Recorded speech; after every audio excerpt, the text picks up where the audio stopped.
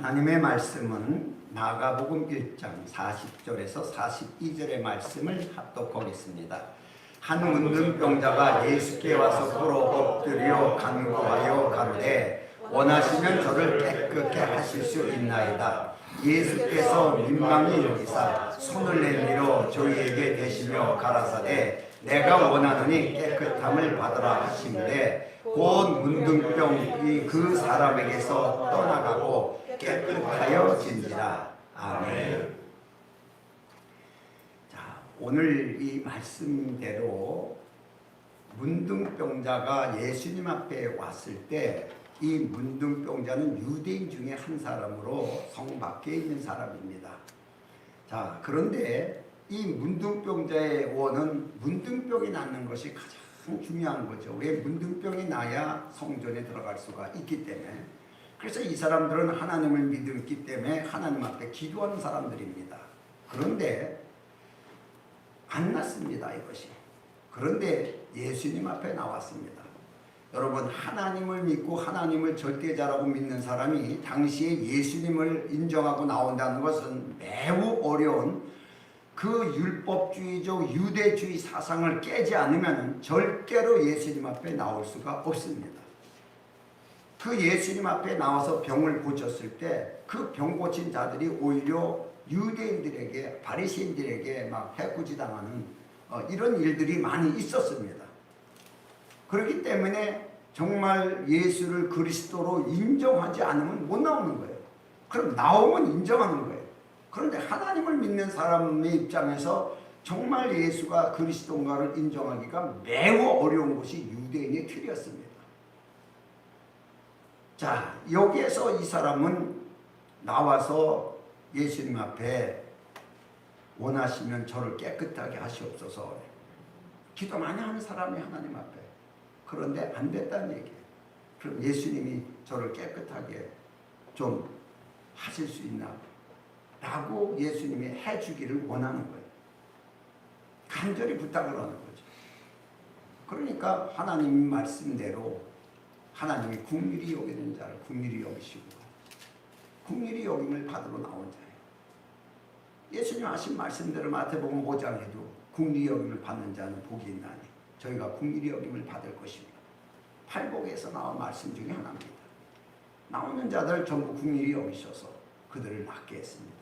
그냥 낫게 했습니까? 내가 원하노니 그 마음이 나가 너와 같다. 하나가 되는 거예요. 긍휼히 여김을 얻으려는 사람과 긍휼히 여김을 주려는 사람과 마음이 딱 하나가 되는 그 순간에 문둥병이 떠나버렸어요.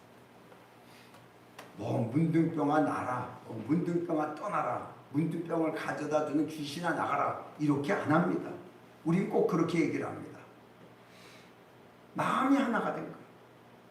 그리스도를 원하는 마음, 긍휼히 여기는 마음, 긍휼함을 주려는 마음이 하나가 되는 순간에 병이 치유된 사건을 기록하고 있습니다. 오늘 우리는 많은 사람들의 예수를 믿는 사람들의 입장에서 악한 영에 대해서 하나님의 권세가 있다고 자부하는 것은 다 사실입니다. 하나님의 아들을 믿는 자에게 하나님의 자녀가 되는 권세를 주었다는 사실도 믿는 것도 사실입니다. 그런데 이 권세가 어떨 때 나타나고 어떻게 하여야 권세가 나타나는지를 잘 깨닫지 못하고 그냥 자기가 권세자라고 착각 속에 있을 때가 많이 있습니다. 또 이 권세라는 것을 가지고도 권세를 나타내지 못하는 사람들이 태반이라고 해요. 말로만 권세예요. 바리새인처럼 우리가 뭐 남한테 종되는 적이 있었느냐? 이렇게 하면서 계속 눌려 살고 종의 법칙 안에서의 종으로 살고 있으면서도 우리가 누구한테 종됐냐? 이런 식에 대한 착각이 오늘날 예수 믿는 사람에게도 많이 있다는 얘기예요. 자, 그래서 오늘날은 권세라는 것이 뭐냐? 하나님이 주시는 건데 권세는 로마서 13장 1절의 말씀을 보면은 각 사람은 위에 있는 권세들에게 굴복하라. 권세는 하나님께로 나지 않으니 없나니 모든 권세는 다 하나님이 정하신 바라. 자, 이렇게 성경은 말씀하십니다. 자, 이 당시에 로마의 학정 속에서 어떻게든 로마를 뒤집어 엎어버리고 이스라엘 회복을 원하는 사람들이 모인 곳이에요. 그런데 그 로마의 그 권세도 하나님이 주신 거라는 거예요. 애굽의 왕의 권세도 하나님이 주신 거예요. 바벨론의 왕의 권세도 하나님이 주신 거예요. 아스루 왕도 그렇고 모든 권세가 하나님께서 났다고 이렇게 증명하고 있습니다. 자, 그래서 이 권세는 두 방향으로 나오는데 하나님의 권세자로서의 땅에 있는 권세자들에 대한 땅의 권세와 하늘의 권세와 두 가지로 나뉠 수가 있습니다. 먼저 하늘의 권세에 대해서는 유일무이하게 하나님은 천지전능하신 분이지만 사람으로서의 완벽한 권세를 가지신 분은 예수 그리스도 한 분밖에 없습니다. 그래서 마태복음 28장 18절의 말씀을 보면은 예수께서 나와 일러 가라사대 하늘과 땅의 모든 권세를 내게 주셨으니, 그러니까 예수님이 내가 권세자라고 하지 않습니다. 하나님이 주셨다는 거예요. 모든 권세는 하나님에 의해서 내려오는 권세입니다. 하나님이 주셨다. 자, 그래서 하늘에 대한 권세를 가지신 하나님의 아들로서 하나님 우편에 올라가서 하나님의 나라에 대한 모든 것을 주관할 수가 있게 되신 분이 바로 예수 그리스도십니다. 자, 특별히 아들에게만 주시는 권세가 하늘의 권세예요. 왜? 아버지가 하늘에 계시니까 하늘에 있는 것을 모두 물려받을 수 있는 조건은 하나님의 아들이 되어야 됩니다. 그래서 예수님이 하나님의 아들로 오셔서 하늘의 권세를 땅에 보여준 것입니다. 그리고서 우리를 하나님의 아들 되게 하셨습니다. 갈라디아서 4장 6절 이하의 말씀을 보면은 너희가 아들인 고로 예수 그리스도를 믿음으로 말미암아 우리를 하나님의 아들이 되게 했습니다. 그래서 이제는 우리가 아들인 고로 하나님이 그 아들의 영을 우리 마음 가운데 보내사 아바 아버지라고 부르게 하셨느니라. 그러므로 내가 이후로는 종이 아니요. 그러니까 아들이 되기 전까지는 전부 다 종이었다는 얘기입니다. 그러나 이제는 종이 아니요 아들이니 아들이면 하나님으로 말미암아 유업을 이을 자니라. 하나님의 기업을 다 받을 자라는 거예요. 하나님의 아들이면. 그래서 우리가 예수님을 믿음으로 하나님의 아들이 돼서 하나님의 나라를 기업으로 얻을 수 있는 조건이 이미 확보가 되었습니다. 그런데 문제는 예수님처럼 하나님이 주신 하늘의 권위를 가지고 이 땅에서 활용을 못하고 있는 게 이제 문제가 되는 것입니다. 자, 그러면 두 번째 땅에 대한 권세, 시편 115편 16절의 말씀을 보면은 요 전에 말씀을 하나 더 추가할게. 그래서 권리에 대해서 다시 한번, 하늘의 권리, 이 권리가 어떻게 우리에게 이루어지는가를 다시 한번 보면은 이 권리는 언제나 하나님이 우리를 지키시며 굳게 하시는 게 권리예요. 그러니까 내가 권리를 가졌다 이런 게 아니고 하나님이 나의 하나님이 되어 주셔야 권리가 생기는 거예요. 다시 말해서 암행어사가 과거 급제를 했어도 저절로 권리가 생기는 게 아니고 과거는 급제했어도 왕이 그 권리를 인정하는 마패를 줘야 이걸 밖에 나가서 보여줄 수가 있어요. 과거 급제했다는 거 보여줘서는 안 돼요. 그 왕이 인정하는 거. 그래서 데살로니가 후서 3장 2절 이하에 보면은 또한 우리를 무리하고 악한 사람에게서 건지시옵소서 하라. 믿음은 모든 사람의 것이 아니니라. 중요한 말씀이 나와요. 믿음은 모든 사람의 것이 아니라는 거예요. 구하라는 거예요. 우리는 다 믿음에서 다 똑같은 믿음이라는데 모든 사람이 가진 믿음이 아니라 주는 미쁘사 너희를 굳게 하시고 악한 데서 지키시리라. 다시 말해서 하나님과의 관계 마음에 대한 일치되는 것이 바로 믿음입니다. 그런데 우리는 우리 생각을 믿습니다. 바로 이 문둥병자가 와서 예수님 앞에 국리를 원할 때, 내 국리를 원하시면 할 때 내가 원하노라, 원하시면 내가 원한다, 하나의 일치가 딱 됩니다. 이걸 믿음이라고 말합니다. 그런데 오늘날 이 우리가 가진 믿음은 어쩌면 우리 생각이 많이 작동이 됩니다. 우리의 계획과 우리 생각을 가지고 될 줄 믿습니다라는 것이 고반 믿음입니다. 그래서 지적을 한 겁니다. 모든 사람의 것이 아니라. 그러면 믿음을 가질 수 있는 사람이 따로 있다는 얘기가 나오죠. 이런 관계가 나옵니다. 그래서 땅에 대한 권리에 대해서도 시편 115편 16절의 말씀을 보면은 하늘은 여호와의 하늘이라도 땅은 인생이 주셨도다. 그래서 누구든지 땅을 정복하고 지배할 수 있는 권리가 있는 사람이라면 땅을 지배하고 정치할 수 있는 왕이 되는 거예요. 이것도 하나님이 내어주시는 거예요. 그러니까 일반 사람, 하나님을 믿지 않는 자들에게도 땅을 지배하고 왕노릇하는 이런 사건들이 있다는 사실. 그래서 오늘날 우리는 이 땅에서 하나님이 주신 권리가 없으면은 땅에서도 땅의 것을 취할 수가 없습니다. 그러나 하나님이 주신 권리가 있어야 땅의 소산을 취하고 땅을 정복하고 다스리고 할 수 있는 여건이 하나님에 의해서 내려오는 겁니다. 바로 하나님이 주시는 권리가 일반적으로 다 준 것 같지만은 믿음 있는 자가 그것을 가질 수 있는데 다 믿음 있는 것이 아니라고 지적을 또 했습니다. 자, 여기에서 우리가 우리 관계를 한 번쯤 생각해 봐야 됩니다. 자, 그러면은 빌립보서 2장 3절의 말씀을 보면은 자, 아무 일에든지 다툼이나 허용으로 하지 말고 오직 겸손한 마음으로 각각 자기보다 남을 낮게 여기고 각각 자기를 돌아볼 뿐더러 또한 각각 다른 사람의 일을 돌아보아 나의 기쁨을 충만케 하라. 이게 조건입니다. 내가 뭔가를 구하려고 그러는데 하나님 앞에 땅을 정복하고 지배하고 하려고 그러는데 그 목적이 뭐냐? 어떻게 하는 사람에게 이것을 이루어주냐?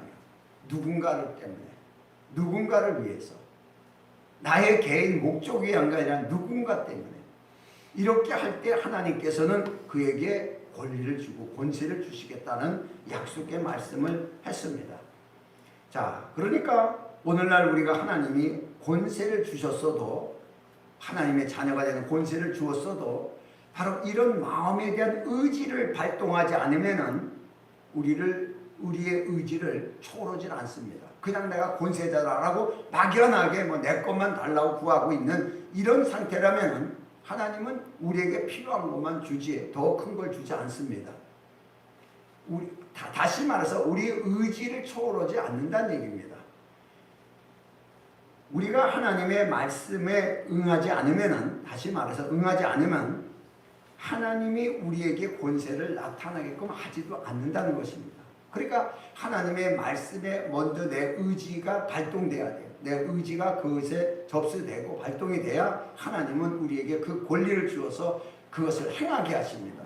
이 관계가 하나님의 관계입니다.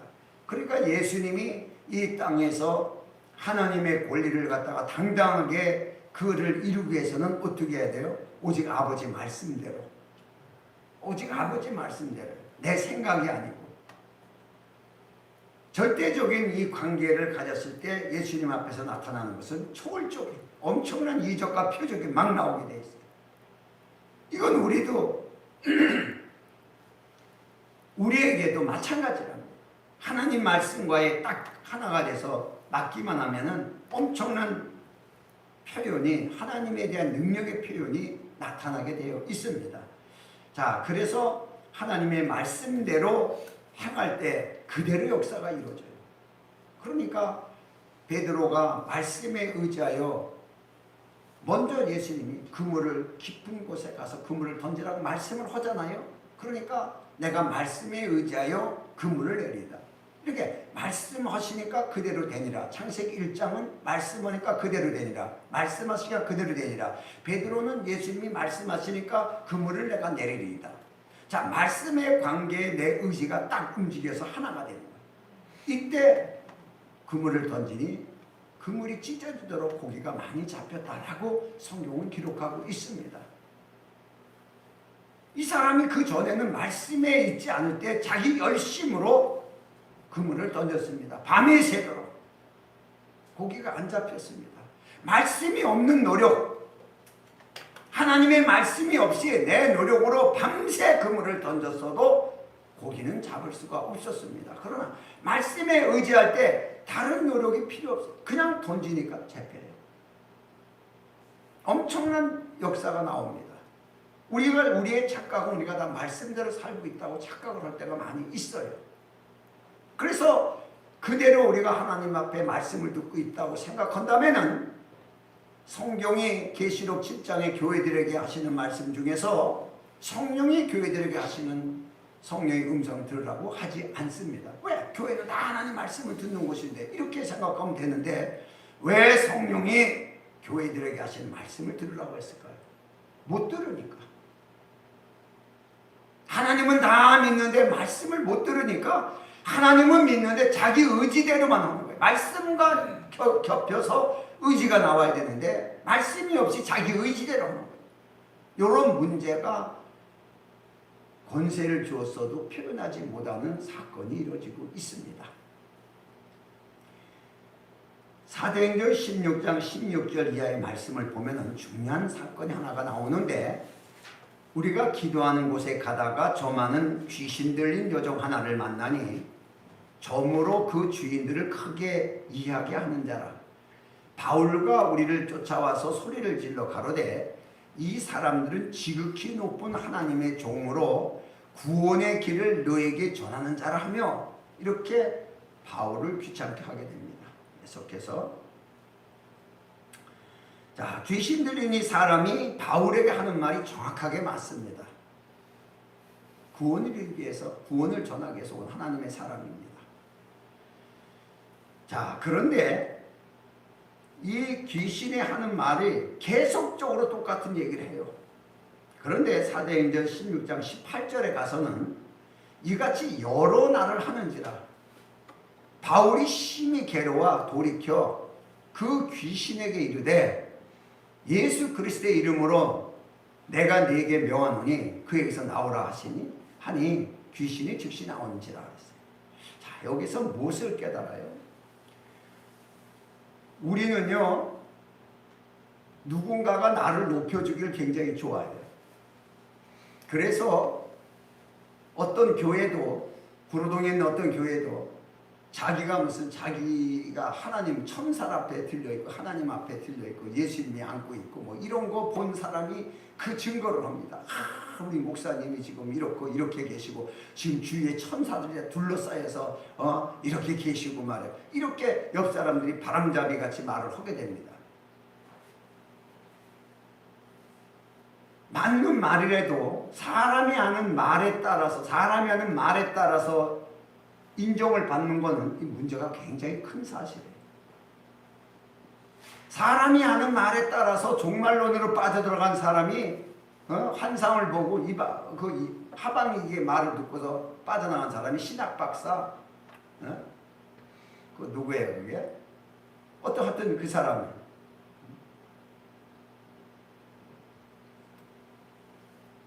이게 참 문제가 되는 게 여러분이 사람의 말을 듣고 인정을 받느냐 아니면 성령의 음성을 듣고 인정을 받느냐 이게 매우 중요한 건데 자 마가복음 1장 23절 이하의 말씀을 보면은 자 예수님의 말씀입니다. 마침 저희가 회당에서 더러운 귀신이 들린 사람이 있어 소리질러 가로되 나사렛 예수여 우리가 당신과 무슨 상관이 있나이까 우리를 멸하러 왔나이까 나는 당신이 누군지 아느니 하나님의 거룩한 자이다. 정확하게 얘기합니다. 자 이럴 때 바울이나 예수님이 뭐라고 했겠어요? 만약에 바울이 여러 날 하나님의 사람이고 구원을 이루은 자다 이 사람들이 자 니들이 들었지? 이렇게 영감 있는 사람도 나를 이렇게 증거하고 있다. 이렇게 써먹을 수 있어요. 그런데 괴로워했다고 그래요. 괴로워했다고. 자 예수님에 대해서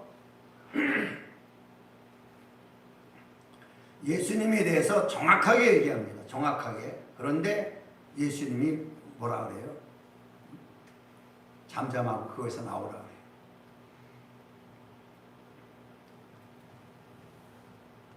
자 예수께서 꾸짖어 가라사대 잠잠하고 그 사람에게 나오라. 인정을 안 합니다. 눈으로 볼 땐 다 사람의 소리예요. 사람의 소리 인정 안 합니다. 하나님 앞에 인정받는 것이지 사람의 인정받는 것은 100% 우상숭배가 되고 귀신 들린 자의 말을 듣는 것이나 마귀 역사에 뱀이 역사해서 말을 하는 것이나 똑같은 거예요. 영적 존재는 보이지 않습니다. 보이는 매개체를 통해서 말을 하게 됩니다. 귀신이란 건 보이지 않습니다. 사람을 통해서 말을 하게 되고, 이렇게 말할 때 그 말에 대해서 인정을 하지 않습니다.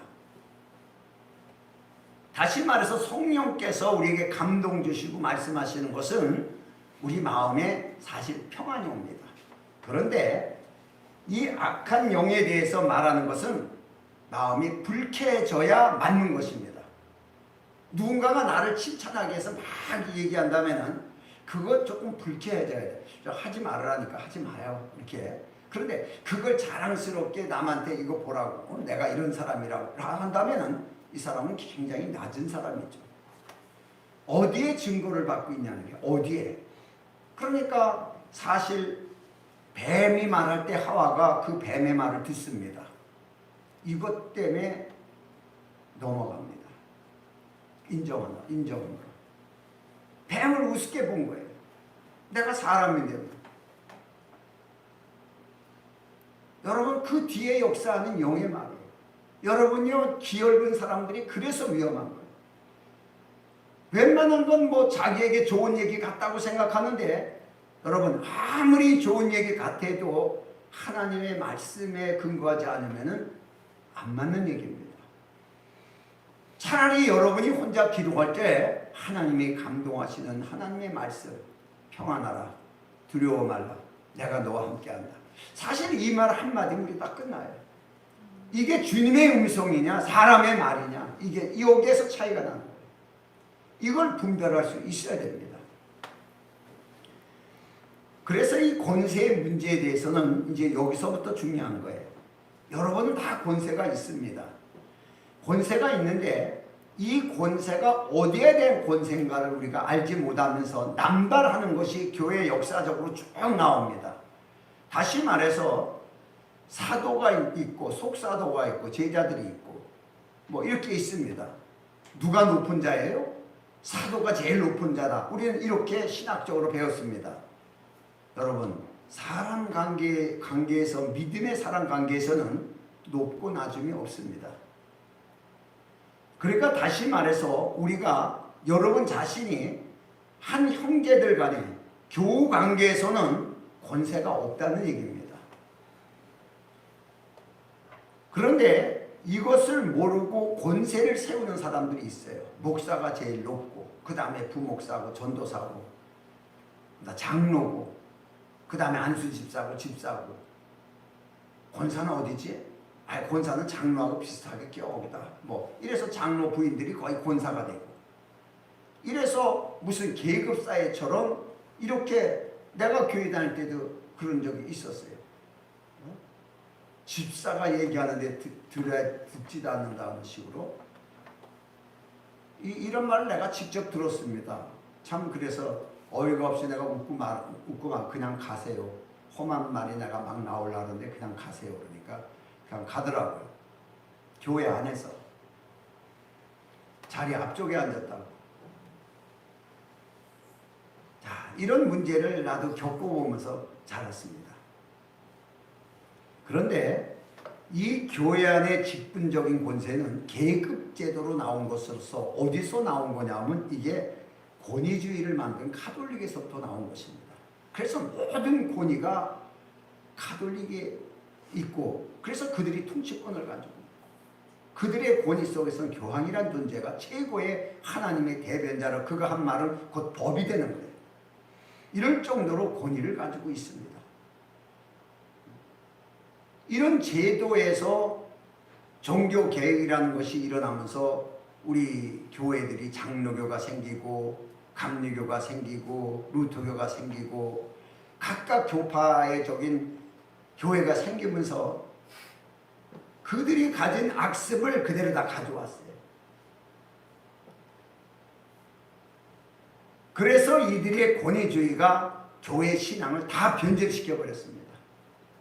여러분, 교회는 권위는 예수님 한 분이에요. 그래서 우리는 지체들일 뿐이에요. 목사도 지체고 장로도 지체고 집사도 지체고 다 지체들이에요. 여기에 머리는 예수 한 분이에요. 그래서 지체들의 머리라는 거예요. 교회의 머리. 교회의 머리. 교회가 단체입니다. 여기에 머리는 예수 한 분이에요. 나머지는 질서입니다. 질서에 의해서 일을 하기 위해서 질서를 세워놓은 거지 계급제도가 아니고 권위제도도 아닙니다. 오늘 많은 사람이 12월 달에 되면 직분을 먼저 다 줍니다. 교회 떠나가려고 한 사람한테 직분을 먼저 주어놓고서 못 떠나가게 만들었고, 교회가 정한 것을 갖다가 교회가 정한 건데 이걸 뿌리치고 간다면 저주받는다고 이렇게 말하는 사람들이 있습니다. 저주 안 받습니다. 목사는 남에게 저주하라고 권위를 준 적이 없습니다. 축복하라고 축복권을 받았지 저주권을 목사 안수 받을 때 저주권을 받은 게 아닙니다. 그런데 자기가 축복권에는 저주권도 같이 있는 줄 알아요. 여러분, 율법과 은혜는 같이 섞일 수가 없는 것이고 축복과 저주는 같이 섞일 수가 없습니다. 목사는 축복만 하라고 축복권을 받은 거예요. 그런데 저주가 입에서 막 나와요. 이게 권위주의자에 나온 불신앙적 변질된 신앙이에요. 또 그런데 또 굴복해가지고 잘못되면 큰일 날까봐 또 덜덜 떨면서, 여러분, 작은 교회 목사들은 우습게 보지만 큰 교회 목사님들한테는 굉장히 사람들이 위압감을 얻고 벌벌 떨어요. 여러분, 성도는 다 똑같고 목사도 다 똑같습니다. 다 하나님이 세운 자로서 똑같습니다. 정말 우리가 권위가 나올 때에는 교회가 함께 합심하여 한 마음 한 뜻으로 기도할 때, 이때 하나님의 권위가 드러나는 거예요. 하나가 될 때, 원하시면 내가 원한다, 이 마음이 하나가 될 때 문둥병이 떠나가는 것처럼 합심해서 하나가 됐을 때 역사가 일어나는 거예요. 그래서 성경에는 우리가 잘 깨닫지 못한 두 가지가 흘러가는데, 그 물줄기가 하나는 하나님의 경륜이라고 말하고 하나는 하나님의 섭리라고 이렇게 말을 하게 됩니다. 경륜이라는 것은 뭐냐면 에베소 1장 10절에 말씀하신 대로 하늘에 있는 것이나 땅에 있는 것이나 그리스도 안에서 통일되게 하려 하십니다. 그래서 이거는 우리와 전혀 상관없이 하나님이 일방적으로 하시는 일입니다.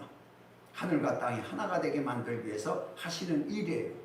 자, 이게 경륜입니다.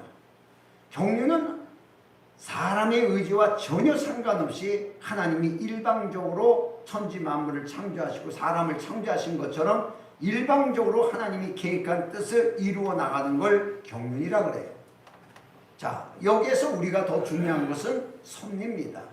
섭리는 반드시 하나님이 사람과 연결해서 이루어 나가는 거예요. 그 외에는 하나님이 일방적으로 하는 것이 있지만 섭리는 반드시 선택된 사람을 통해서 이루어 나가는 것을 섭리라고 말합니다. 자, 그러면은 창세기 1장 28절의 말씀을 보면은 하나님이 그들에게 복을 주시며 그들에게 이르시되 생육하고 번성하고 땅에 충만하라, 땅을 정복하라, 바다의 고기와 공중의 새와 땅이 움직이는 모든 생물을 다스리려 하시니라. 아멘. 자, 이게 바로 섭리예요. 우리는 이것을 다 무조건 복이라고 쉽게 생각하지만은 이거 다 다스리려고 그러면 어쩌면 골치 아파요.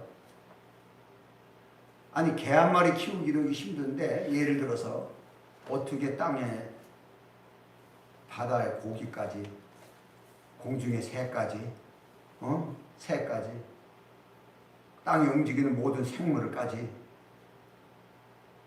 이걸 어떻게 다 다스리지? 여러분, 한번 우리식으로 생각해 보면요, 엄청나게 어려운 거예요. 이건 우리 교회 누군가는 지나가다가 비둘기만 보면 귀겨버려서 도망가는 애가 있어요. 어떻게 다스려요? 우리는요, 그냥 복을 주시면 여기에 키포인트를 딱 줘가지고 아멘 아멘 하고 이러지만은 그 밑에 걸 잠시 생각해 보면 먹고 살기도 힘든데 엄청 어려운 거예요. 이게 섭리예요. 섭리가 쉬워요? 어려워요. 자, 그래서 중요한 것이, 자, 하나님께서 모세를 불러서 모세에게 신발을 벗어라, 그리고 애굽으로 보내는 사건을 봤을 때 정말 어려운 걸 맡기는 거예요. 애굽이 무서워서 도망 나온 모세에게 다시 들어가서 해라. 뭐 그거 주는 것도 없고 지팡이 하나 주고서 어려운 문제에 부딪힙니다. 또 아브라함에게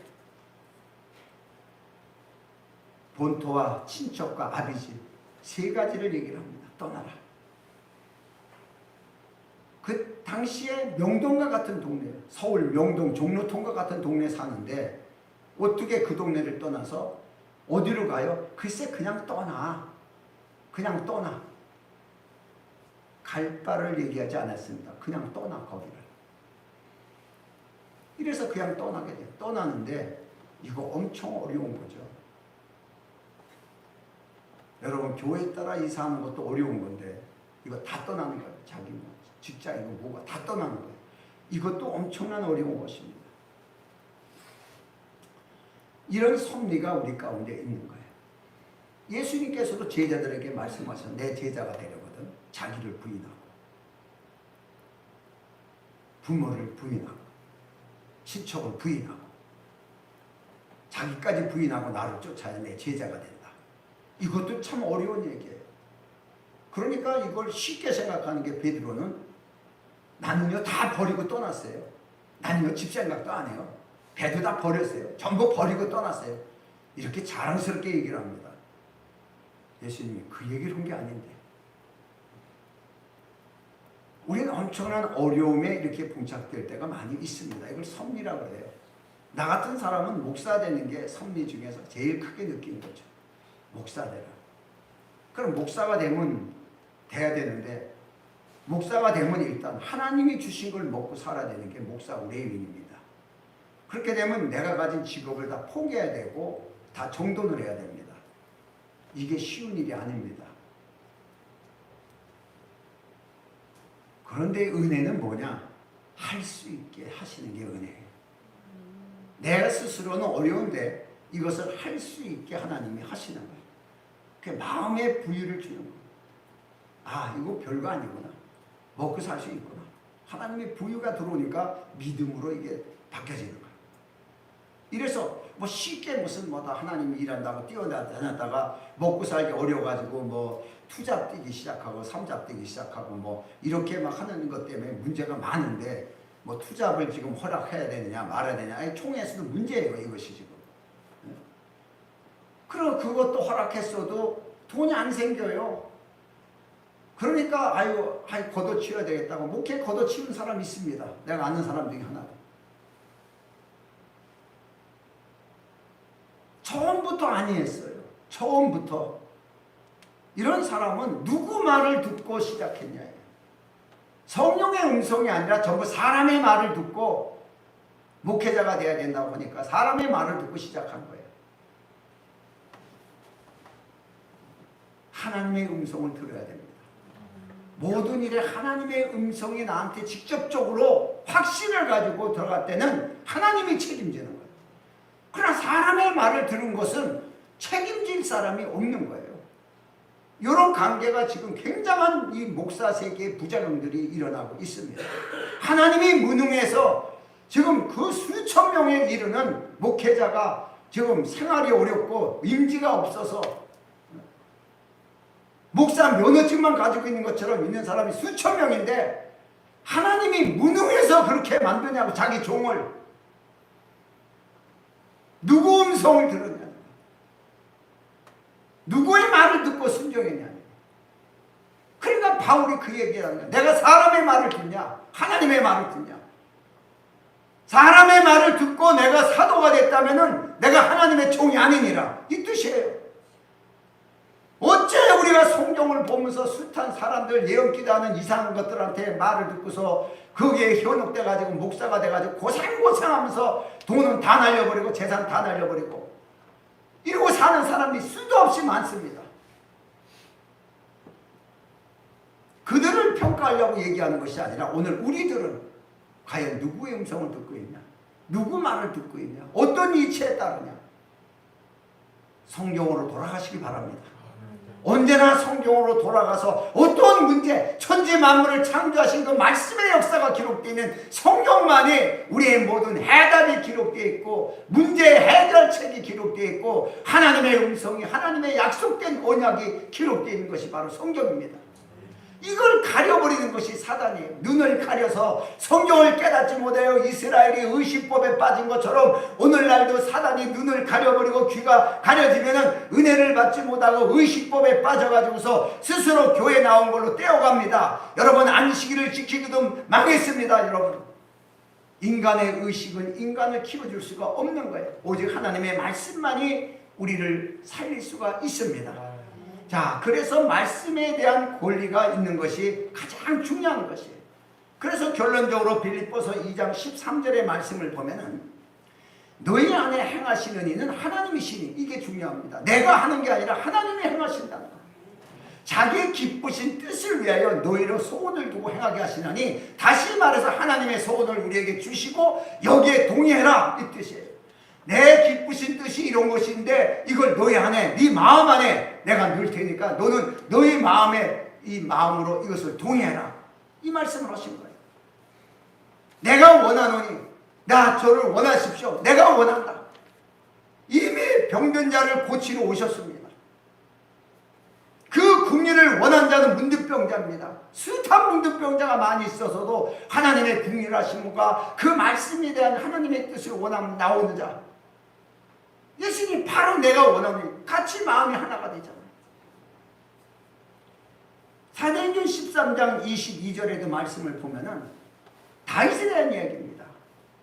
다윗을 왕으로 세우시고 증거하여 가라사대 내가 이새의 아들 다윗을 만나니 내 마음이 합한 사람이라 내 뜻을 다 이루게 하리라 하시더니 이래요. 이 무슨 뜻이냐 그러면 이새 아들을 만났을 적에 이새 아들들 쭉 보니까 잘생긴 아들들만 쭉 있어요. 멋있게 생겼어요.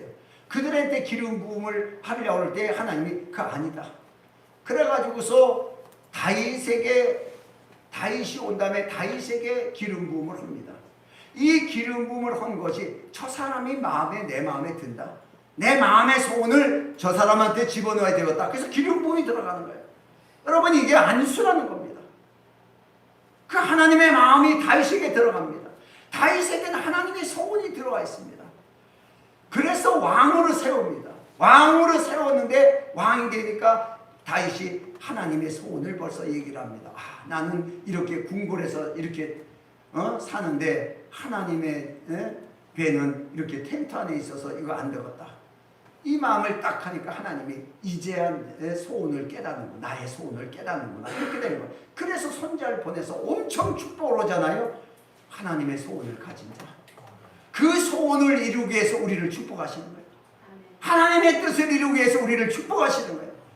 여러분, 세상에 대한 소원을 세상의 마음을 두지 말고 하나님의 소원을 가진 자는 하나님이 높여주십니다. 오늘 이 말씀을 하셨어요. 그래서 하나님의 소원에 대해서 줬지만은 그 소원을 깨닫고 내가 의지를 발동해야 되는 거예요. 내가 하나님의 성전을 지어야 되겠다. 이게 아니구나. 하나님은 나를 이렇게 하셨는데. 그래서 자기 의지를 발동하는 거예요. 그러니까 선지자가 가서 왕의 마음에 있는 말을 내게 하소서 하라는 얘기예요. 생각만 하지 말고 말을 하고 쉬라라는 얘기예요. 이게 바로 고린도후서 1장 20절의 말씀입니다. 하나님의 약속은 얼마든지 그리스도 안에서 예가 되니 그런즉 그로 말미암아 우리가 아멘하여 하나님께 영광을 돌리게 되느니라. 말하라는 거예요. 내게 말하라는 거예요. 다윗이 말하잖아요. 그래, 다윗이 말 간단하게 한마디 했는데 선지자가 엄청난 축복을 합니다. 이게 하나님의 본 모습이에요. 우리는 말씀에 아멘 한마디밖에 안 했는데 하나님은 엄청난 축복을 우리에게 하고 계시는 거예요. 그 모습을 다윗의 모습으로 보지 말고 여러분의 모습으로 봐요. 하나님의 소원을 가진 자, 하나님의 뜻을 이루기 위해서는 하나님이 엄청난 축복의 역사를 하시면서 너는 내 아들이 될 것이고 언제든지 끝까지 내가 너의 하나님이 될 것이고 이렇게 말씀하셨어요. 오늘 우리 하나님이 된 우리들에게 예수님 뭐라고 말씀하셨어요? 세상 올라가시면서 세상 끝날까지 내가 너희와 함께 합니다. 약속하셨어요. 그러면 우리가 하나님의 소원을 가진 자들이에요. 그러면 그 뜻을 이루기 위해서 우리가 시작하고 나간다면 반드시 역사가 이루어지게 되어 있습니다. 이게 중요한 것입니다. 그래서 언제나 아멘이라는 것은 내 의지를 발동하는 거예요. 생각하는 게 아니라 끄떡거리는 건 내 마음에 드는 거 든다고 생각할 수 있지만 시인하라는 거예요. 의지를 발동시키라는 거예요. 그래서 계시록 3장에도 말씀하시잖아요. 내가 문 밖에서 문을 두드리니. 아니 문 열 수 있어요 주님이. 아니 문 닫혔어도 호련히 들어오실 수 있잖아요. 사람의 의지가 발동되지 않고 불안에 떨고 있을 때에는 제자들이 문을 닫고 부활하셨을 때 문을 열고 들어오는 게 아니라 승무원이 들어와요. 막혔어도 들어와요. 그런데 왜 계시록 3장에서는 문 밖에서 문을 두드립니까? 왜? 의지를 발동하라는 우리 마음의 문입니다. 마음의 문을 열으라는 거예요. 내 음성을 듣고, 제일 중요한 게 내 음성을 듣고 그 문을 열면 내가 너에게로 들어가 나는 너로 더불어 먹고 너는 나로 더불어 먹고 마십니다. 누림입니다. 완벽한 하나님의 안식 안에 누림이에요. 이것을 예수님이 말씀하십니다. 오늘 많은 그리스도인들이 의지를 발동시키지 못합니다. 시인을 하지 못합니다. 이 시는 매우 중요한 것입니다. 그래서 여러분이 정말 예수 그리스도를 믿음으로 말미암아 작은 것이라도 말씀에 대해서 아멘으로 화답했을 때 하나님은 그때부터 일하기 시작합니다. 내 의지가 딱 열리는 그 순간, 시인하는 그 순간에 하나님은 일하기 시작합니다. 언제나 우리 하나님이 되어주기 위해서 언제나 내가 네 하나님이다. 내가 네 하나님이다. 이런 믿음의 증거를 받는 저와 여러분이 되시기를 예수 이름으로 축원합니다. 기도합니다. 물론 부족하지만 하나님의 말씀은 살아있고 운동력이 있어 자유의 날선 것과 같다 그랬어요. 오늘 그 말씀이 우리에게 들어올 때마다 우리를 운동력 있게 우리 마음에 뜨거운 열정이 있겠고 엠마오로 갔던 제자들이 말씀을 듣고 예루살렘을 향하여 목숨을 걸고도 그걸 포기하고 들어갈 정도의 담대함이 오늘 우리 삶 속에서 세상에 대해서 어떤 것도 두려워하지 않고 담대하게 나갈 수 있는 믿음의 역사가 있도록 함께 해달라고 통성으로 기도합니다.